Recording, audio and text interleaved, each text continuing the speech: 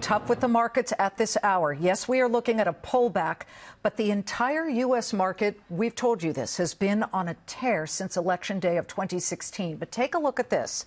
Warren Buffett's Berkshire Hathaway conglomerate, home to everything from Dairy Queen, Benjamin Moore Paint to Burlington Northern Railroad, is up 43.4% since Election Day, far outpacing the S&P 500 gains over the same time of 36.2% and just narrowly surpassing the Dow's 42.5% rally.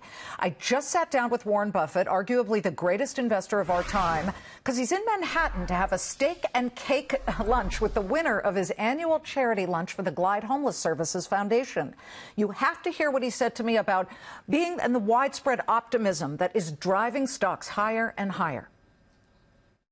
Every financial expert, trader, CEO that we've had on the show recently has said, we see nothing on the horizon that looks like it would derail a very strong and fast-moving train of an economy. Do you?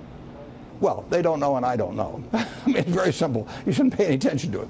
You shouldn't pay any attention to me. If I ever start telling you what the market's going to do, figure senility is really set in.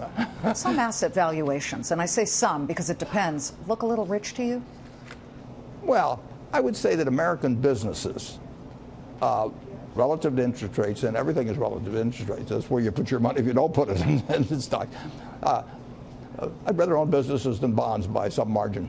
Do you see a bubble in private equity, for example? Well, they've got a lot of money to invest, and it's a much tougher environment for them because if you've got $1 trillion and somebody's paying you a fee, even when you haven't taken it from them, in many cases, which many people don't know, but they charge them a fee just to be in line.